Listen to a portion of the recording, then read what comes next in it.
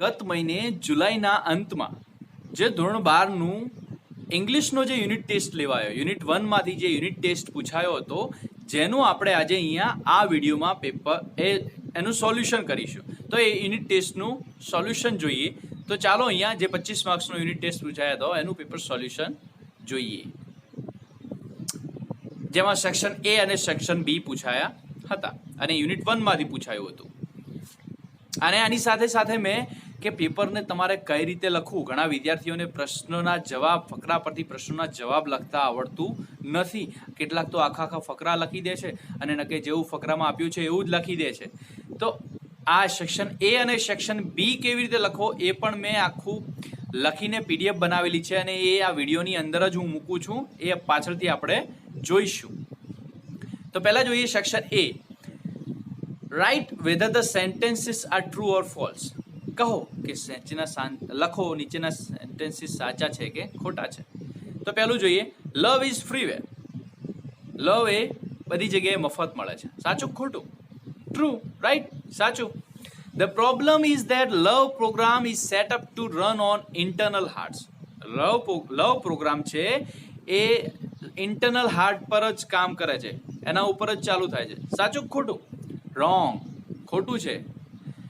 કયા હાર્ટ ઉપર કાર્ય કરે છે?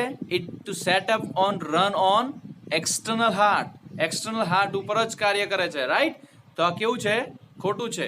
Not internal, external heart. Love will automatically erase past hurt. Love જે છે એ પાસ્ટ હર્ટને ઓટોમેટિકલી ઇરેઝ કરશે. તો એ કેવું છે? સાચું છે. હવે બીજું જોઈએ, find out and write the nearest meaning. શોધી કાઢો અને લખો નિયરેસ્ટ મિનિંગ. આ 3 શબ્દો છે અને એ દરેક શબ્દની આગળ બીજા પણ 3 શબ્દ આપેલા છે. તો એને લગતો નિયરેસ્ટ મિનિંગ તમારે લખવાનો છે. મોટા ભાગે નિયરેસ્ટ મિનિંગ કેવા હોય છે? સિનોનેમ્સ, એના સમાનાર્થી જ હોય છે. કેટલીક વાર એને લગતા પણ હોય છે. તો જોઈએ, રિઝેન્ટમેન્ટ એટલે અણગમવું થાય. તો અહીંયા લાઈક એટલે તો ગમવું, હેપી એટલે ખુશ થાય, તો રિઝેન્ટમેન્ટ એટલે ડિસલાઈક, બરોબર, અણગમવું, ના ગમવું. ગ્રેજ્યુઅલી, ગ્રેજ્યુઅલી એટલે ધીરે ધીરે, સ્લોલી, બરોબર. ગ્રેજ્યુઅલી એટલે ફેઇથફુલી એટલે તો વિશ્વાસપાત્ર, ફાઇનલી એટલે તો અંતે થાય, પણ ઇનિશિયલી એટલે શરૂઆતમાં, ધીમે ધીમે. તો ગ્રેજ્યુઅલી એટલે ઇનિશિયલી થાય. હવે અહીંયા કેટલાક વિદ્યાર્થીઓ, મોટા ભાગના વિદ્યાર્થીઓ ફાઇનલી લખ્યું છે, કારણ કે ઇવેન્ચ્યુઅલી એટલે ફાઇનલી થાય. અને કદાચ કેટલીક બુકમાં ગ્રેજ્યુઅલી એટલે પણ ફાઇનલી આપેલું છે, પણ વાસ્તવમાં આ સાચો શબ્દ જોઈએ, ગ્રેજ્યુઅલી એટલે ઇનિશિયલી થાય, ધીરે ધીરે. એટલે ગ્રેજ્યુઅલીને લગતો શબ્દ છે ઇનિશિયલી, બરોબર. હવે રીલ્સ એટલે તો ઝરણું થાય, ઝરણાઓ થાય. તો અહીંયા પિલ્સ એટલે તો દવાની ગોળીઓ થાય. ડ્રોપલેટ્સ એટલે તો ટીમ્પા થાય પાણીના. તો સ્ટ્રીમ્સ એટલે ઝરણા, બરોબર. એને લગતો શબ્દ, સાચો શબ્દ રીલ્સ એટલે સ્ટ્રીમ્સ. પછી જોઈએ, select the most appropriate language functions from the brackets and write them against sentence. હવે નીચેના 4 સેન્ટેન્સને કયું સેન્ટેન્સ એ કયું લેંગ્વેજ ફંક્શન છે એ તમારે લખવાનું છે. અને અહીંયા બ્રેકેટમાં એ લેંગ્વેજ ફંક્શન આપેલા છે, તો નીચેના સેન્ટેન્સને કયું લેંગ્વેજ ફંક્શન લાગે છે એ તમારે લખવાનું છે. તો પહેલું છે, આ લેંગ્વેજ ફંક્શન પણ આપણે આગળના દિવસોમાં આ ચેનલ પર જોઈશું, એના વિડીયો મોકલીશું. We work hard to get good marks. આપણે સખત મહેનત કરીએ છીએ સારા માર્ક્સ મેળવવા માટે. હવે ટુ ગેટ, અહીંયા આ કયું લેંગ્વેજ ફંક્શન છે? આ છે એક્સપ્રેસિંગ પર્પઝ. મહેનત કરીએ છીએ શાના માટે? Two get good marks. તો એ શું છે? Expressing purpose. બીજું જોઈએ, you should get up early in the morning. તમારે વહેલી સવારમાં ઉઠવું જોઈએ. શુડ, યાદ રાખવું, શુડ આવે વિદ્યાર્થી મિત્રો એટલે એ છે એક્સપ્રેસિંગ સજેશન, બરોબર. સલાહ આપવાની જ વાત હોય કે તમારે સવારમાં વહેલું ઉઠવું જોઈએ. તો એ શું છે? Expressing suggestion.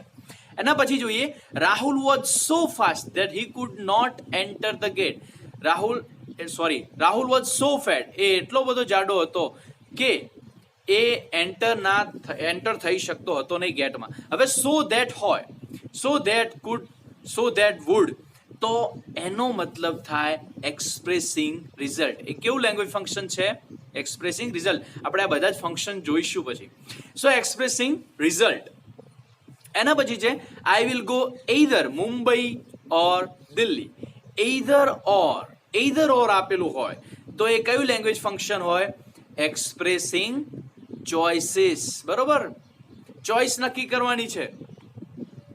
એઇધર ઓર, નેધર નોર, કે હું મુંબઈ અથવા દિલ્હી જઈશ. ઓકે વિદ્યાર્થી મિત્રો, હવે જોઈએ સેક્શન બી. હવે આ સેક્શન બી માં ફકરા પરથી જવાબ લખવામાં પણ મોટા ભાગના વિદ્યાર્થીઓ ઘણી બધી ભૂલ કરે છે. જેમ કે ફકરામાં જેવું આપેલું છે એવું બેઠો જવાબ જ લખી દે છે. જવાબ વ્યવસ્થિત લખવો પડે, પૂર્ણ વાક્યમાં લખવો પડે, માગ્યા મુજબ લખવો પડે. કેટલાક વિદ્યાર્થીઓ માગ્યા મુજબ કરતા વધારે પણ લખી દે છે. અડધો ફકરો અથવા કોઈ તો આખો ફકરો પણ લખી દે છે. એમ ના લખાય, એ પૂરેપૂરું ખોટું પડે ને બોર્ડમાં તમારે એક પણ માર્ક્સ ના આવે બોર્ડ પરીક્ષામાં. તો ચાલો જોઈએ, what should the customer remember. કસ્ટમરે શું યાદ રાખવાનું છે? તો the customer should remember that you have only the base program. Customer should remember that you have only the base program. આટલું જ લખવાનું હોય. ઘણા કેવું કર્યું છે? You have only the base program. જવાબમાં ખાલી એટલું કર્યું છે. આન્સર જો તમે એ લખ્યો હોય તો યાદ રાખજો, આવું બીજી વાર ના કરતા. You have only the base program એટલું લખાય નહીં. માગ્યા મુજબ જવાબ લખવો પડે. કે ત્રીજો વ્યક્તિ છે તો લખવું પડે the customer should remember that you have only the base program. આ રીતે પૂર્ણ વાક્યમાં જ જવાબ લખવાનો, માગ્યા મુજબ લખવાનો. બીજું છે why should she begin to connecting other hearts. એને શા માટે જરૂર છે બીજા હાર્ટ જોડે કનેક્ટ કરવાની? કસ્ટમર છે શી, બરોબર. સો અહીંયા આપેલું છે you need to begin connecting to other hearts in order to get the અપગ્રેડ્સ. Upgrade મેળવવા માટે તમારે અપડેટ કનેક્ટ કરવાની જરૂર છે. તો કેટલાક વિદ્યાર્થીઓ ભેગો યુ પણ લઈ લીધો છે. લખ્યું છે you need to begin connecting to other hearts in order to get upgrade. આ ના ચાલે. It is totally wrong answer. આમ જવાબ લખાય નહીં. તો તમે બેઠો બેઠો ફકરો લખી દીધો છે. જવાબ છે why should she begin to connecting other hearts. હવે અહીંયા શી આપી દીધું છે ઓલરેડી. ત્રીજો પુરુષ શી આપેલી છે તો બીજો પુરુષ યુ લખવાની જરૂર નથી. So she need to begin to connecting other hearts in order to get upgrade. આ રીતે લખાય. She need to begin to connecting other hearts in order to get upgrade. હવે જો આ બંને જવાબ મેં લખેલા છે અહીંયા પીડીએફમાં, એ તમને બતાવું છું કે પરીક્ષામાં પેપરમાં જવાબ કઈ રીતે લખવા. આ રીતે સેક્શન બી સરસ રીતે લખી દેવું અને પછી એક બાજુ આન્સર્સ લખી દેવું અને નીચે પછી બધા જવાબ છે. જુઓ, the customer should remember that she has only the base program. 11માનો જવાબ. અને 12માનો she should begin connecting to other hearts in order to get the upgrades. આ રીતે જવાબ લખવાનો છે. આગળનો જોઈએ શું કહે છે? Which of the following program is not running. હવે આમાં માત્ર તમારે જે સાચું છે 4 વિકલ્પમાંથી કયો પ્રોગ્રામ રન નથી કરી રહ્યો તો આવશે see, love is not running. તો માત્ર સી, લવ કરવાનું છે. So what can automatically erase past hurt. Past થર્ડને શું ઇરેઝ કરી શકે? What can automatically erase past hurt. તો અહીંયા પેરેગ્રાફમાં જો શું આપેલું છે? લવ will automatically erase past third. હવે કેટલાક જવાબ તો સીધા બેઠા આપેલા હોય છે જેને તમે બેઠા લખી શકો છો. આમાં તમારે ખાલી આટલું જ લખવાનું છે, લવ will automatically erase past third. બીજું કશું જ લખવાનું નથી. આ પાછલું લખવાનું નથી. જો અહીંયા તમે મેં લખ્યું છે એમાં પણ જોઈ શકો છો.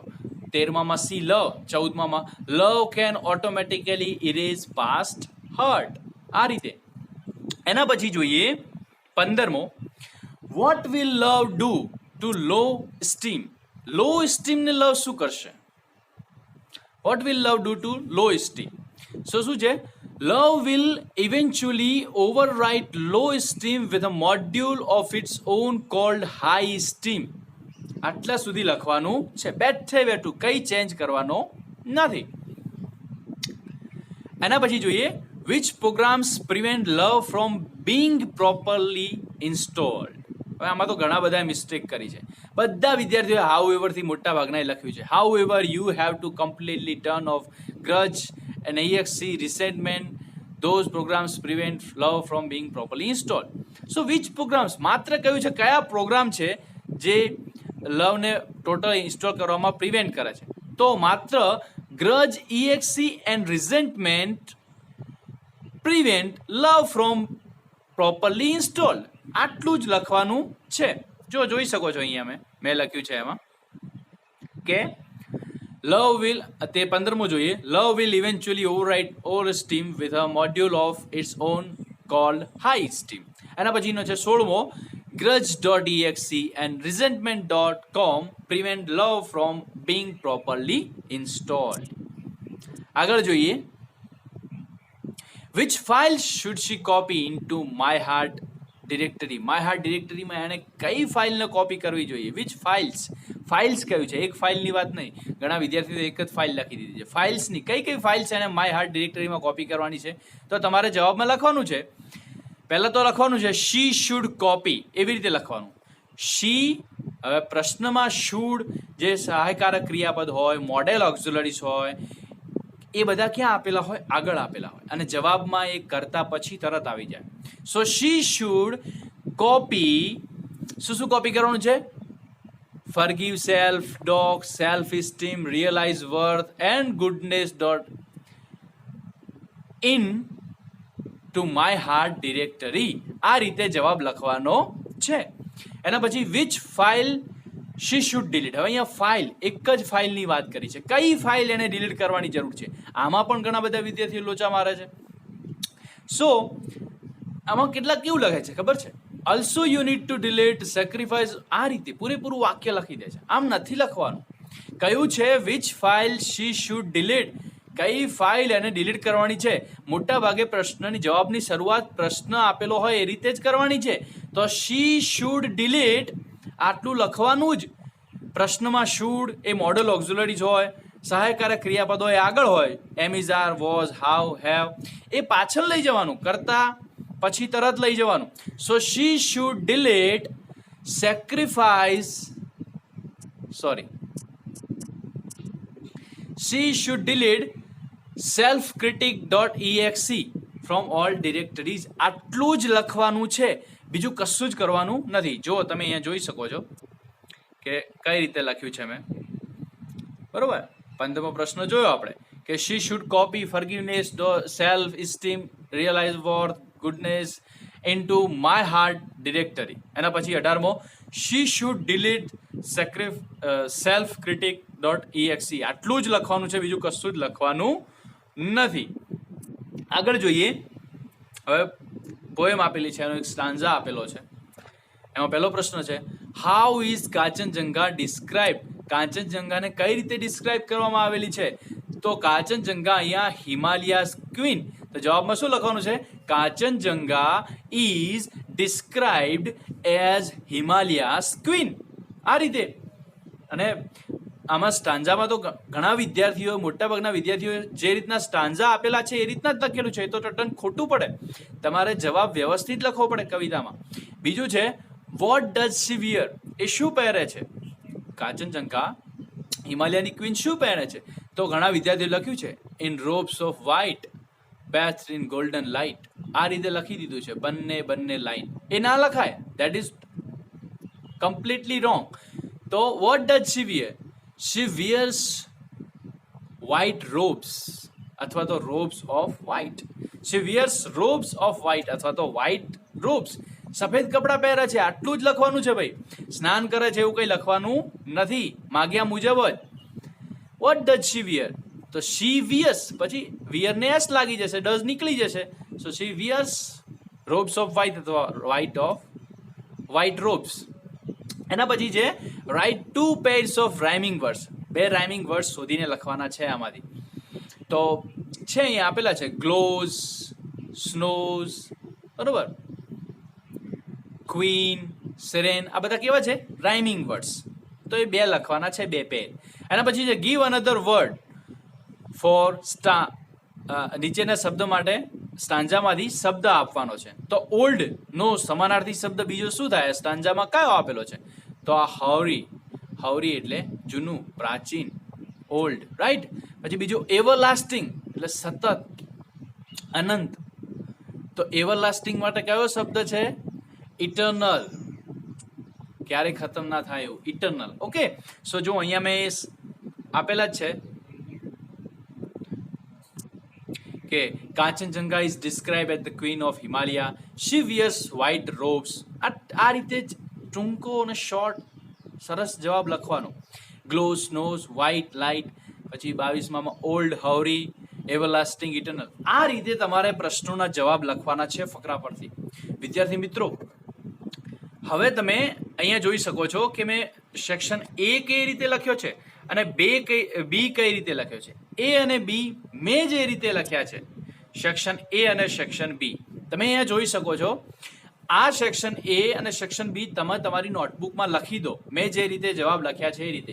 તો નેક્સ્ટ ટાઈમ જ્યારે એકમ કસોટીનો ટેસ્ટ આવે કે પરીક્ષામાં પણ તમારે લખવાનું હોય તો તમને ખબર પડે પ્રશ્નપત્રમાં જવાબ કઈ રીતે લખવા. પ્રશ્ન લખવાની જરૂર નથી, પણ માત્ર જવાબ લખો છો ત્યારે વ્યવસ્થિત મેં જે રીતે લખ્યું છે એ રીતે સરસ રીતે સેક્શન એ કરો, એકાદ લાઈન મારો નીચે, પછી આન્સર્સ લખો અને માત્ર જવાબના ક્રમમાં ભૂલ નહીં કરવાની. જે ક્રમ આપ્યા છે એ મુજબ ક્રમ આડા અવળા થવા જોઈએ નહીં. ટ્રુ, ફોલ્સ લખી દો, પછી નિયરેસ્ટ મિનિંગ અને એને લગતો સામે નિયરેસ્ટ મિનિંગ લખી દો. અહીંયા મેં લખ્યું છે એ રીતે.